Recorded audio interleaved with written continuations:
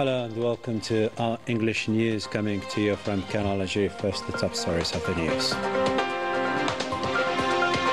African cooperation, a constant of Algeria's foreign and development policy, according to the housing minister, while chairing the general meeting of the Development Bank Shelter Afrique.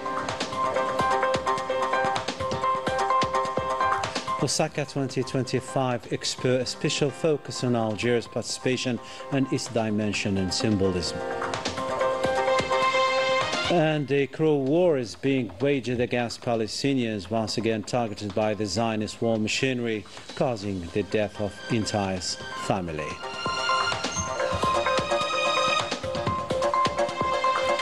First in our news, Algeria hosted the 44th General Meeting of the Development Bank, Shelter Afrique, during which key stakeholders gathered to address crucial strategies for strengthening Africa's housing sector. The opening session was chaired by the Housing Minister, Tarek Belaribi, in the presence of members of the government and the Vice President of the African Union's Commission. Melissa Kabash tells us more. Building decent home at affordable prices. A new continental challenge being faced by the Development Bank Shelter Afrique in its 44th edition of its annual general meeting, held under the motto Financial Viability of the Housing Sector Amid Global Turbulences. Under the aegis of President of the Republic Abdelmajid Tebboune, Algeria made the African cooperation a strategic choice and a fundamental principle of its foreign and development policy. Within this framework, Algeria is committed through different steps to implement this vision by tangible projects consolidating African integration. In October 2023, Algeria had the honor to host the General Extraordinary Assembly that constitutes a milestone for the African Company of Housing Shelter Afrique. This meeting turned it into a development bank with a new vision and a modern organizational structure able to face up challenges and meet the aspirations of African peoples. It aims to guarantee a decent, affordable home and contributes to the urban sustainable development across our continent. Allow me on this occasion to congratulate Algeria for its historic and exemplary commitment in terms of social housing. The national program put in place for the past years constitutes by its social impact a continental reference in terms of housing policy. The event witnessed a heavy program marked by technical workshops and B2B meetings, an opportunity to encourage investments, reinforce both public and private partnerships, promote construction models, especially for low-income population. We had the opportunity to discover the project related to 2 million housing units made by the Algerian government, which is a very ambitious project that revolves around self-sufficiency when it comes to building materials. Algeria is among rare African countries to be a trade surplus par excellence. Considered as a model to follow, Algeria will surely share its experience in terms of housing policy, paving the way for a more resilient future. To another story now, the Energy Minister Mohamed Al-Qab received a delegation representing the U.S. company ExxonMobil, now visiting Algeria to consult with Sonatrach and the Hydrocarbon Agency. Al-Qab reiterated Algeria's commitment to ensure a better investment climate for the foreign partners as part of a strategy meant to promote energy security and upgrade exports. The Interior Minister Brahim Murad inspected during his working visit to Tlemcen in western Algeria several development projects meant to open up some regions of the province, including electricity and drinking water projects.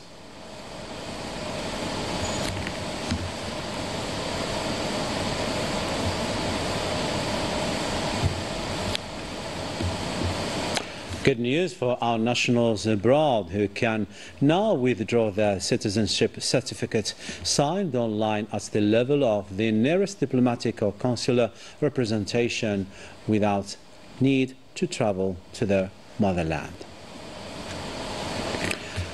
And the Algiers Underground extension kicked off with 2 lines linking the Algiers International Houari Boumediene Airport and the Ain Najah Baraki. The Public Works Minister Lakhdar Makhrout oversaw the ceremony. These important projects include 15 stations and it is expected to be over in 2 years.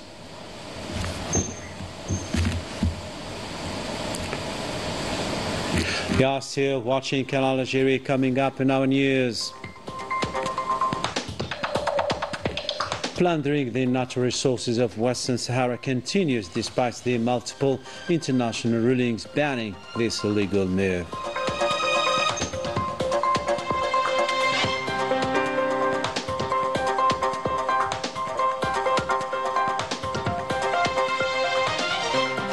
Welcome back to our news. From Algeria's cultural showcase to heartfelt calls from Palestine and immersive journeys through Kuwait and Bahrain, the Arab presence at the Osaka 2025 made a powerful mark. Melissa Lila Balaman with more details.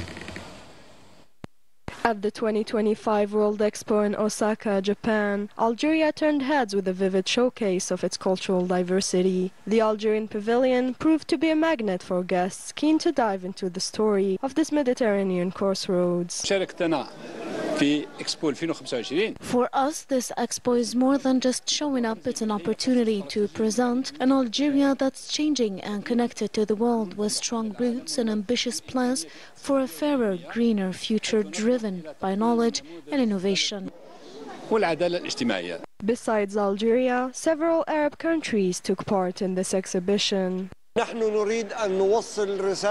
Being here is also about sharing the voice of Palestine, a community full of life and hope like any other nation under the sun.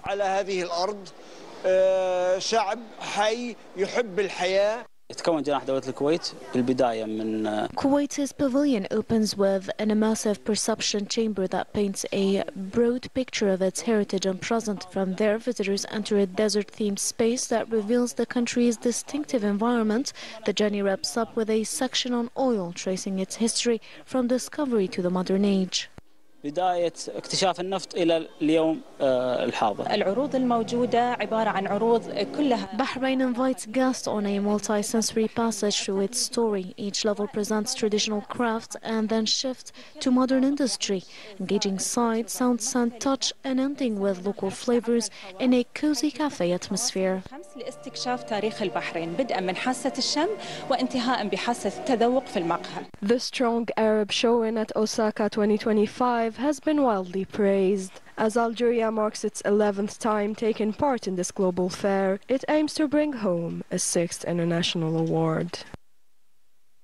To the Middle East now, where a cruel war is being waged against Palestinians, once again targeted by the Zionist war machinery, causing the death of entire families still bearing the brunt of harsh living conditions. More details with both Wissam Abu Zaid and Melissa Lila Balaman. Amid the crowds of mothers and the eyes that never stop weeping, this grieving mother holds her martyred son as if trying to shield him from more wounds. It is the story of a Palestinian family wiped out entirely after a Zionist massacre committed in the dead of night. A family that perished in dire conditions, their final breaths fading away as their bodies, including children and infants, were burned by the flames of occupation rockets. While they were sleeping at 11 at night, an occupation aircraft bombed the tent sheltering my cousin, his wife, their children, and many family members. The father, mother, and all their children were martyred.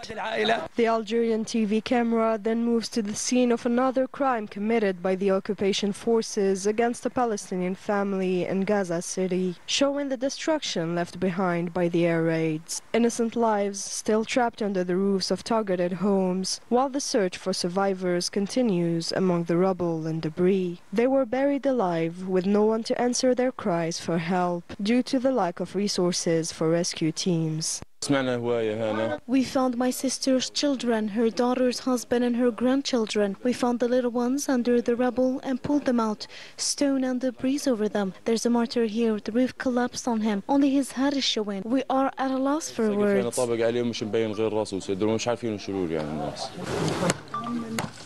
Among the rescuers is this Palestinian father who buried one son just days ago after an airstrike, now searching for his second son who was martyred in yet another massacre against the Palestinian people. أنا ابني وأخوتي الاثنين. My son, my two brothers, and two of my cousins. Tell me, what do we do? I buried my son just 3 days ago, and now the other one was burnt. Here's my son who was burnt to death. هاي الولد اللي انحرق طولناه من هان. This brutal and merciless genocide waged by the Zionist occupation has scorched everything. Bodies have melted under missiles and shells, while stomachs still twist in hunger and throats dry up with thirst inside these worn-out tents. Back to the Maghreb region, oppressing Sahrawi civilians is not a fun anymore for Morocco, as exploiting its natural resources while gaining wealth from that, the last colony in Africa, seems to be a priority despite the international calls to end this illegal move. Melissa Kabash explains. It seems obvious that the Makhzen isn't willing to give up its exploitation policy, as it keeps plundering Sahrawi's natural resources, despite the numerous international calls to put an end to this illegal act, alongside the scandals relayed by several foreign media outlets. The number itself is a scandal. More than $1.9 billion were taken by the Makhzen thanks to the renewable energies of Western Sahara. Each year, Morocco is getting wealthy, while the Sahrawi people are deprived of the right to exploit their own resources. We need more information regarding what's truly happening in Morocco. I think that we should describe this as a predatory policy. We should inform the public opinion so it can be well aware of this illegal move.